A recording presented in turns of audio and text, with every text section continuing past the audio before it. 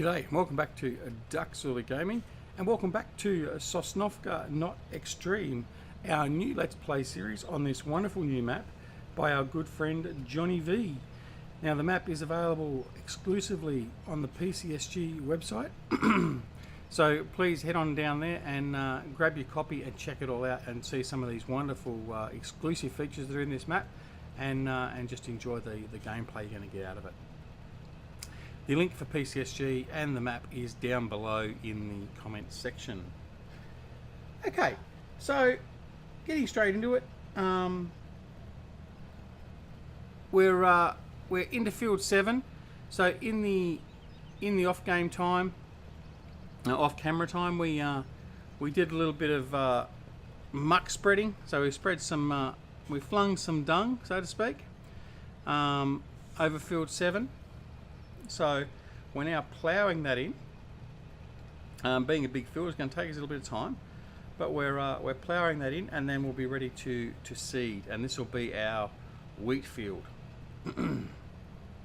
Now, as I said before, we're going to do wheat and barley as our first couple of crops as a priority, but seeing as for some reason in setting the map up, our two other fields, oh, my apologies.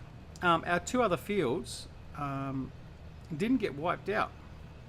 They still have got the. In fact, a couple of things happened. They've still got the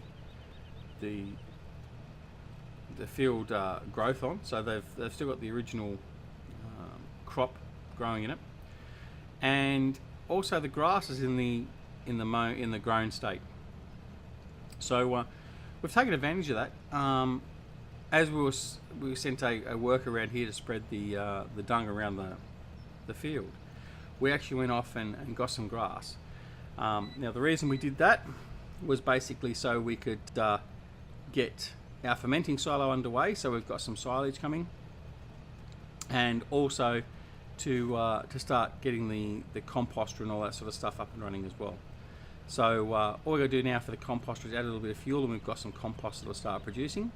Because we want to just start getting all our production areas up and running as quick as we can without sort of rushing it too much. Now, we have got some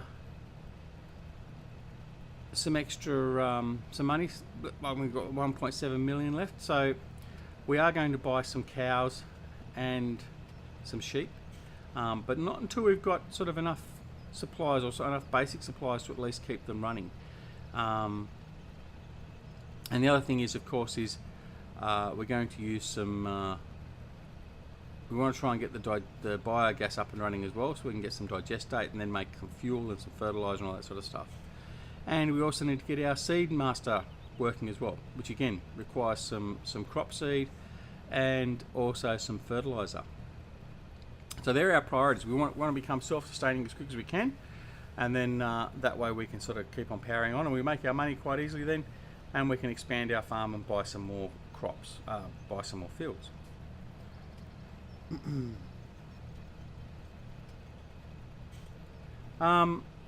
So, hope you're all enjoying this, well, not that we've been at it very long, but I hope you're all enjoying this map. As I said in the intro video, I had an absolute blast playing on this map with Johnny and Icelandic Farmer and Mansert and Doughboy and Farmer Klein, Reefy 1952, Brummy Farmer. I mean, it was just an absolute blast, and it wasn't just the fact that we were playing with a great community and a great fun bunch of lads, but just the map itself is actually very enjoyable to play. It's very good for multiplayer, as we sort of proved, and now we're sort of really testing out to see how it is for single player. But remembering, yep, the fields definitely are not small, so you do have your work cut out for you when you do take it on as a solo map. But it's nothing new to us. We're used to playing big maps, broad acres, Stevie's maps like Cherry Hills and stuff like that. They're not small. So yeah, we're going to get into it and we're going to enjoy it. So this is going to be running alongside the other Let's Plays at the moment. As I'm recording this, all our series are still running, so that's the Valley of the Old Farm, our Beaver Creek, Sherwood 24-day seasons, and our early access on Pemberley Farm Deluxe.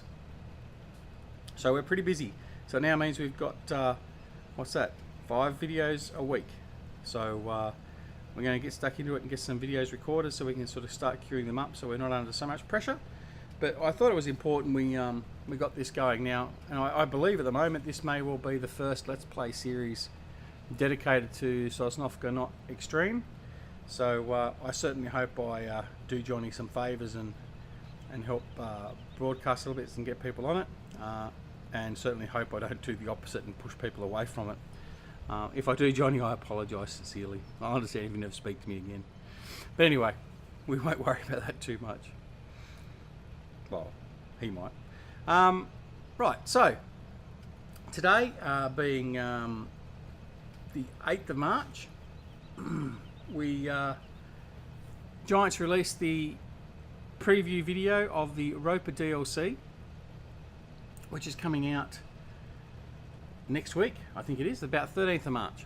So it'll be released about the time this video gets released. And public apology or public acknowledgement, I've pre-ordered the DLC. As much as I said I wasn't going to buy it, I ended up ordering it. Why? Why, Duck? Why did you tell us not to buy it, and why have you done it? Well, let's just go over a couple of quick things. Firstly, I always said I wanted the Nawaru mouse.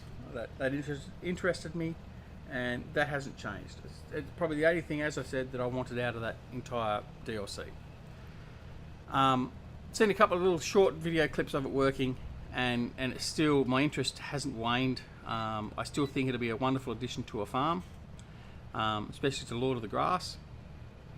But I wanted to check it out. I don't care about their Panther or their Keeler or anything else in there, or their standard mouse. But I am really interested in the Nawaro. Probably saying that wrong anyway, doesn't matter. I'm an Aussie, I'm excused. So, $8 US, okay, yeah, it really still probably isn't value for money. But I figure, well, number one, I'm giving $8 back to Giants.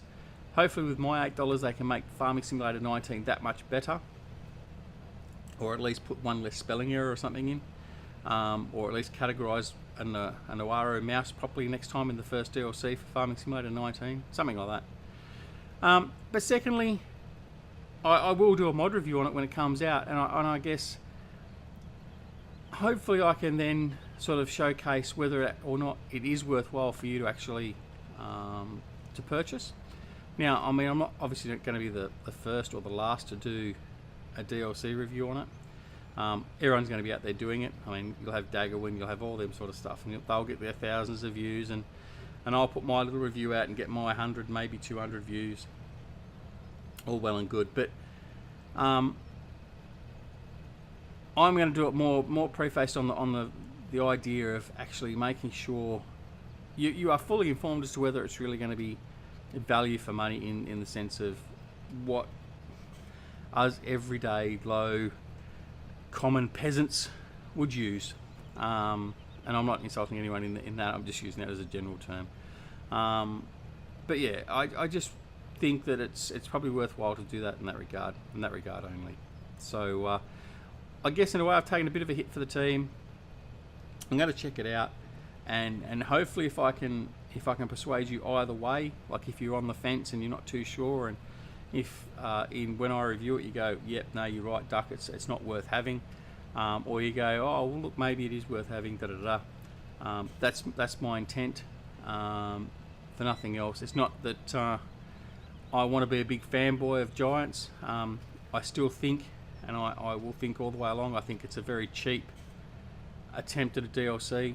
I know their reasons behind it are more behind the fact that apparently Homer aren't going to continue on with their licensing, so they had to find something to replace Homer, and Roper being the ideal replacement. If you've seen my my mini documentary on Roper, you'll understand that the reasons as to why they're so similar in their look. and that'll be linked up above in the video now. But yeah, I think it's I still don't think it's value. I mean, you look at the horse DLC, the coon DLC, look at all the equipment we got. Yeah, okay, some of it was small equipment, and the stuff that comes in the roper equipment is roper DLC is probably bigger equipment, but there doesn't seem to be the value for money, even if it is sort of almost half the price. So yeah, we'll have a look at it. We'll give it a good, honest review. Won't hold back. If it sucks, if it's really not worthwhile, I'll tell you. If it's better than what I expected, or there's features in it that I wasn't aware of, and it's going to be worthwhile, then again, I'll let you know. So that's the plan. So there you go. There's my admission. I know I was talking to Eustace, I think, on Discord the other week, and I did sort of say, oh, well, I'm sort of umming and ahhing. I may well go and get it, sort of thing. And the more I thought about it, the more it's not really just a matter of me thinking it's worthwhile or not. I mean, really, what I'm doing here, I suppose, especially with the DLCs, with the reviews, is a customer service type thing, customer service, whereby I'm trying to help you guys out and give you information and showcase things that you may or may not like. So that's the reason I'm going to do it. So don't tie me to the post and set me on fire and like that. That's just what I'm going to do. So hopefully we'll check it all out, and it'll be a bit of a surprise, and we'll be captured and enraptured by it. But we'll see how we go. All right. Now, I don't think I've covered the Geo. Icelandic Farmer, the highly respected and the man that butchers the term mate. He made a comment on the first video asking why didn't I use the Scandinavian Geo, basically. And primarily it's because I want to maximise the gameplay for you, the viewers. The Scandinavian one would give us a lot of snow, which he did sort of say, a lot more snow, all that sort of stuff. And I don't really want to be sit here just having to fast forward through the snow. My 24-day seasons challenge in the winter season, which I'm just going through at the moment to finish it all off, most of my work is at the biogas. I don't want to repeat that here. I'm not one that likes forestry. I'm here sort of to do the farming, not the forestry. And some of you might say, well, why are you mowing so much then, Duck? Well, as part of the farming, I farm grass, okay? I don't farm forestry. Yeah, so that's the reason. So I've taken the German Geo, and we're going to run with that. And hopefully it'll still give us a good amount of snow or whatever we need to have, but that's the reason why I selected that one. So it is what it is, and that's the way we're going to go with it. So yeah, anyway. Alright, the other thing is, obviously, as you can see, I'm using this cockling plough is another Stevie mod. I did make a bit of a conscious effort in between the end of recording of the first, I mean, even at the start of that, I've made a conscious effort to use a lot of Stevie's mods in this series. Is it because I'm a fanboy? Well, yeah, partly. I do love Stevie's work, and he's been very, very busy pumping out a lot of his mods and mod packs and that again, with updates, updating colours, all that sort of stuff. I mean, obviously some new stuff like the horse DLC, Direwolf DLC. But I figured, well, you know what? This map has a lot of Stevie stuff on it. Might as well showcase some of his mods. I'm actually contemplating going through and doing mod reviews on all his re-released mods, because there's some stuff out there where, okay, he's just taken the basic in-game stuff and just made it dyeable and added extra features to it, or extra wheel configurations. As I've said in previous videos when I've spoken about this, that might not be much to some, but you know what? It gives you that better option. I mean, if I want to have a pink New Holland tractor, I can go to his pack and do that. If I want to get the standard blue, New Holland blue, I can do that as well. So he's just enabling more variety instead of just looking at the same. I mean, one of the things I don't like is you get a tractor, say you get the case, and it's always the red, and you're like, yeah, okay, that's nice. Occasionally there's some mods that come out that give you like the 25th anniversary edition or the 20th anniversary edition, slightly different livery. But sometimes you just like to sort of change things up and make it totally different. And he enables that. So it gives you more variation to your gameplay.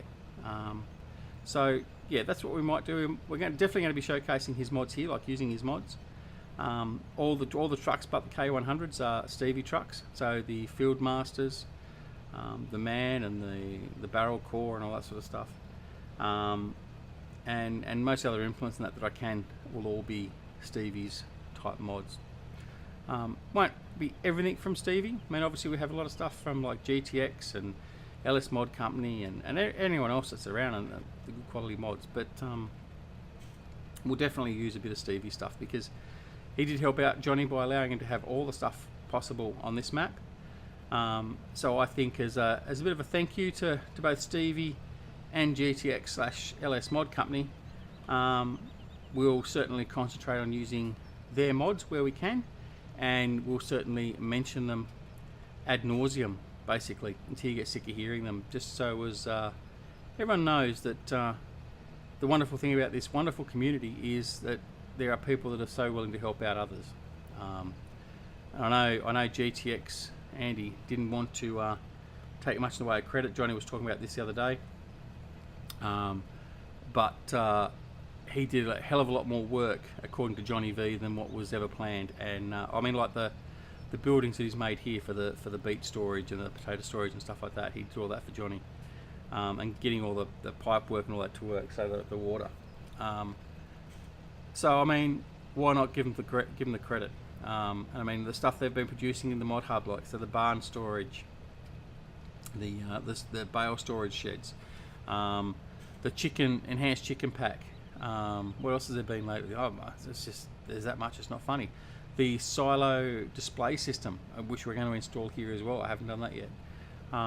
Yeah, so I mean, why not? Let's showcase them. Let's praise these guys, because without these guys, it wouldn't be the game that it is. And I know recently we've had a few modders complain and leave, stating that giants don't help them and all that sort of stuff. And there's all these sorts of issues and a bit of infighting. And you know what? At the end of the day, my rant is coming on a 24-day seasons channel video, so I won't get into that too much. But at the end of the day, I would much rather have a high quality assured mod from the mod hub than a second-rate, dodgy, redrawn, retextured, half-assed mod that's available from Mod Hub US or Mod Host or wherever else, or alternatively a mod that has been just taken from someone else and then re-uploaded so they can get their false credit effectively for whoever's uploaded it, all that sort of stuff. So no, the likes of Stevie and the likes of GTX and LS Mod Company we will promote, and that's what we'll do during this series. So if you're not going to be happy with that, then you're not going to be happy with the series. I certainly hope you will be, because there are some good quality stuff in there. And I mean, look, we may occasionally just even lease a bit of equipment we haven't got on here permanently, and just to sort of show it off. But we'll see how we go. But anyway, enough on that. But again, I would like to publicly extend my thanks, and I know Johnny has, to GTX Andy and to Stevie for their help in getting this map up and running. And it is a great map. So I encourage you all to not only support Johnny Vee and the map, but also go and support GTX Andy and the LS Mod Company, and of course Stevie. So thank you guys, honestly, it's wonderful. All right, I just need to take a drink because I'm just babbling.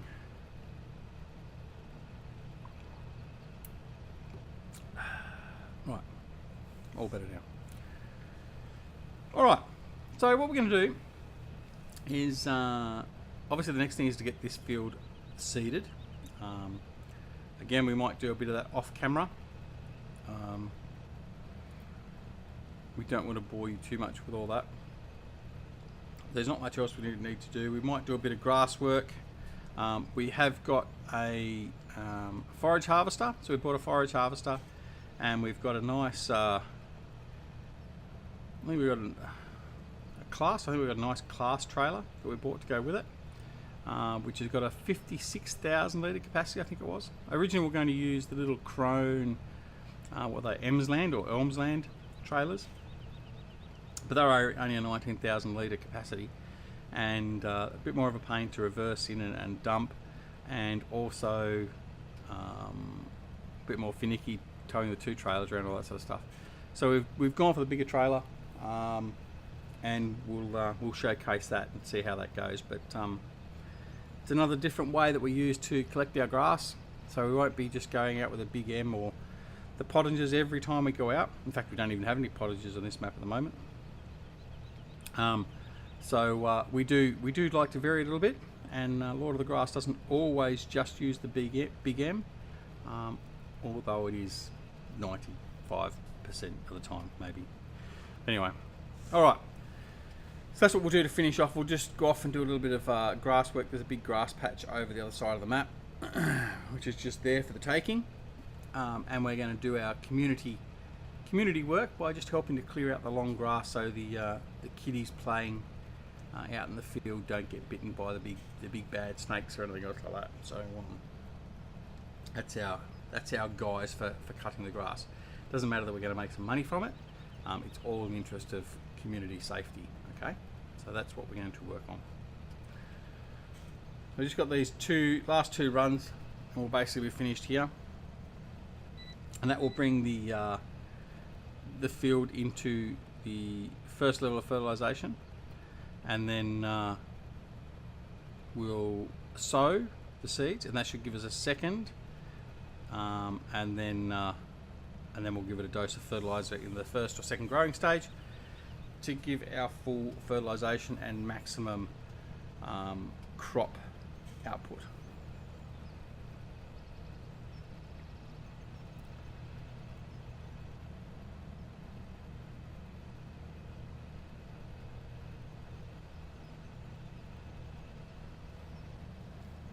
But we might not even get any grass done because we're effectively at 22 minutes now, so we might not do that. We might leave that for the next episode, which will be the next game day. We'll transition to the next game day for the next episode, only because of the fact we sort of need to start sort of getting forward a bit.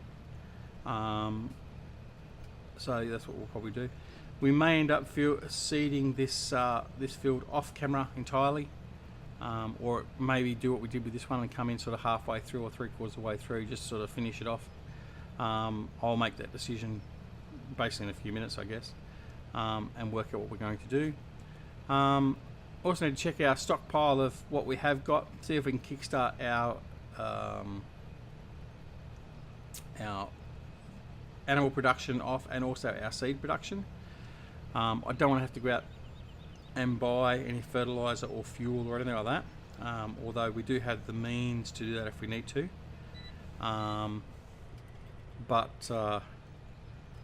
Yeah, we'll see. All right. So he's fully ploughed now. So we'll take this back to the farm, and then we'll head on and see what else we're going to do. In fact, what we might do is, before we do that, I might get the silo display out, and we'll put him out ready. But let's go have a look. No, it was on the other side. So we'll have a look and see if the plumber's been, but on the other side of the pig pen, so we'll leave that. We can check the... Did I actually do it?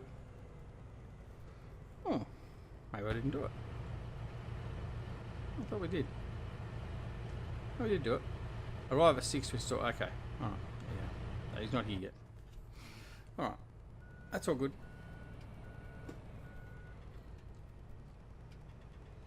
Alright. So back to plan A. Head back into the farm.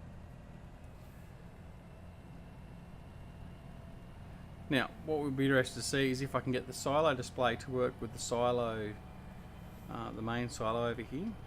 So we'll have a bit of a look and see if we can do that. But it may not function, so we'll just take it either way. Right, let's have a look.